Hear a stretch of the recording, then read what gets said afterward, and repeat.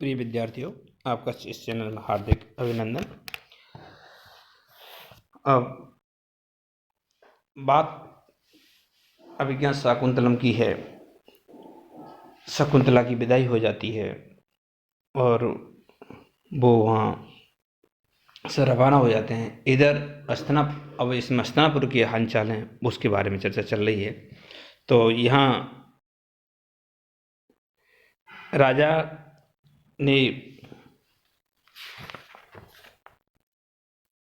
एक गीत सुना, किसी रानी ने गीत गाया था। उस गीत को सुना, उसके ध्यान दिया। मधुर और शुद्ध संगीत को आलाप सुन के उसके मन में पूजनीय अंश पे दैविक स्वर्ग की साधना रही है। तो उसमें गीत को सुनते हैं तो उसका मन थोड़ा सा दुखी हो जाता है। उसके बारे में कह रहे हैं राजा आत्मगता मन में किम नु गीतार्थ आकरण्यम इष्टजने बृहे दूतन अपि बलवत उत्कंठो अस्मि। राजा मन ही मन में कहते हैं, यह क्या कारण है कि गीत के भाव को सुनकर प्रियजन के वियोग के बिना भी मैं अत्यंत खिन्न हो गया, मैं अत्यंत दुखी हो गया। क्या कारण है कि मेरे कोई राजा यहाँ पर राजा को इस वक्त इस चीज़ से आभास हमें इस चीज़ से ज्ञात हो रहा है कि राजा दुष्यंत को दुर्वासा ऋषि के श्राप के कारण उनको शकुंतला की याद नहीं रही है, वो बिल्कुल भूल चुके हैं। तो इसलिए वो कह रहे हैं कि मन ही मन में कहते हैं, क्या कारण है कि मेरे ऐसे गीत के भाव को सुनकर मेरे प्रियजन कोई मेरे से वियोग नहीं है, फिर भी मेरा मन अत्यंत खिन्न हो रहा है। कहने का मतलब राजा ये भूल चुका है कि उनके प्रियजन शकुंतला से उनका वियोग हो चुका है, इस चीज़ को वो भूल चुके हैं। तो इसलिए वो कह रहे हैं कि मेरे किसी प्रियजन से वियोग नहीं है, फिर भी मेरा मन अत्यंत दुखी हो रहा है। अथवा ऐसा क्यों हो रहा है, उसके लिए एक फिर इसमें पद्य है बहुत अच्छा। राजा पढ़ते, अथवा रम्याणि वीक्ष मधुराणि च निशस्य शब्दानि पर उत्सुको भवति इत सुखितो अपि जंतु यत चेतसा स्मृति नून अबोधो पूर्वम भाव स्थित है जनना अनंतर सौहृदानी। अब इसके अंदर क्या है, पहले इसकी मीनिंग से देख लें अपन। रम्याणि मन मनोहर वस्तुओं को, रम्याणि मतलब मनोहर के लिए आता, लेकिन हम वस्तुओं अपनी तरफ से जोड़ना पड़ेगा। रम्याणि मनोहर वस्तुओं को, वीक्ष माने देख कर, मधुराणि मधुर शब्दान माने शब्दों को सुनकर, निसभ्य माने सुनकर, सुखिन माने सुखी जंतु प्राणी भी उत्सुक भवति उत्कंठित हो जाता है। नूनम माने अवश्य ही, भाव स्थिराणि माने संस्कार के रूप में जो पहले से दृढ़ रूप से स्थित है, पूर्व जन्म की कह सकते हैं। जनना अनंतर सौहार्दी, पूर्व जन्म के प्रेम व्यवहार को अबोधो पूर्व अज्ञान पूर्वक भी चेतसा मन से स्मरण करता है।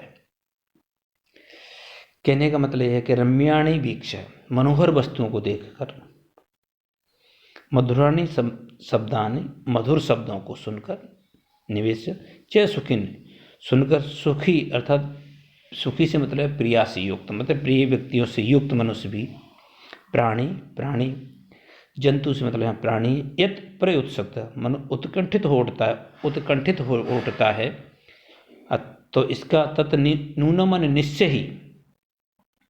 ही अवश्य ही संस्कार के रूप में, भाव स्थिराणि संस्कार के रूप में जो पहले से दृढ़ रूप से जनना अनंतर पूर्व जन्म के प्रेम व्यापारों को, सौहार्दानी प्रेम व्यापारों को अबोधोपि अज्ञात पूर्वक भूल चुके हैं, तो भी अज्ञात पूर्वक भी चेतसा मन को स्मृति मन से स्मरण करता है। मतलब पूर्व जन्म में जो प्रेम भाव रहे हैं, पूर्व जन्म के जो भी अपने सौहार्द रहे हैं, उन भावों को भले ही अभी अबोध उनके बारे में ज्ञात नहीं है, लेकिन फिर भी मन उसको स्मरण करता है और मन उनसे दुखी होता है। ऐसा है, मन उनसे खिन्न होता है या उत्कंठित होता है, ऐसा यहाँ कहना है। रम्याणि बीच वस्तुआनी अपनी तरफ से जोड़ना पड़ रहा है। वस्तुनि मतलब मनोहर वस्तुओं को देखकर, मधुरानी शब्दानी मधुर शब्दों को सुनकर,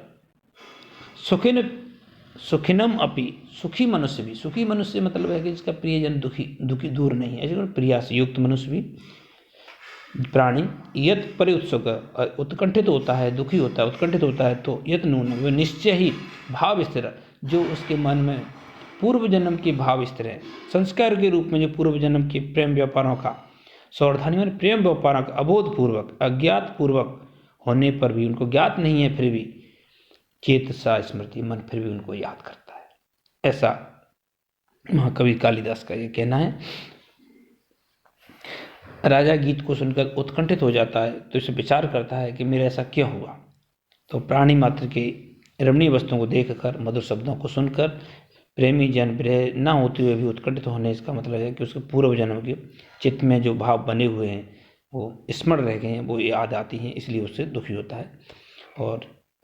और यहाँ तो पूर्व जन्म का मामला नहीं है, यहाँ तो इसी जन्म में राजा दुष्यंत शराब के कारण भूल चुका है, लेकिन उसको शकुंतला की याद इस प्रतीत हो रही है, उसके मन में स्मरण के रूप में छिपी हुई पड़ी है। रम्याणी वीक्षम, रम्याणी वस्तुनि वीक्ष, यहाँ पर रम्याणी के विशेषण के रूप में वस्तुनि शब्द विशेष को प्रतीत होता है, वस्तुनि का ग्रहण करने किया गया है।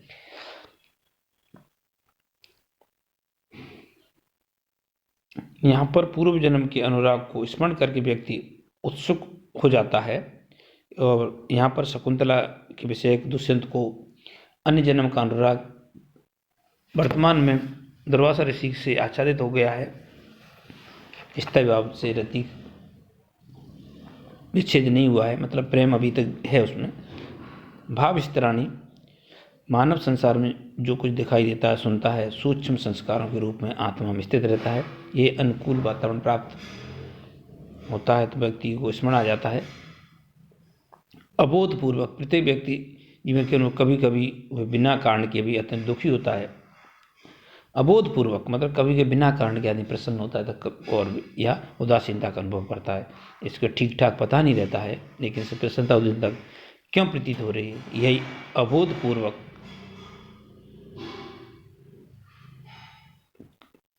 को बताया गया है। मनोहारी जन्मांतर से, जैसा रघुवंश में भी लिखा, मनोहिनी जन्मांतरे संगति यज्ञ संस्कार प्राक्तना एवं, ऐसा उसमें यहाँ पूर्वाद विशेष के द्वारा उत्तराद सामान्य का समर्थन होने से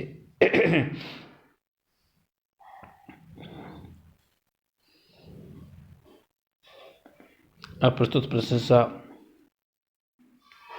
काव्यांकन का, और इसमें वसंत तिल का छंद का प्रयोग किया गया है।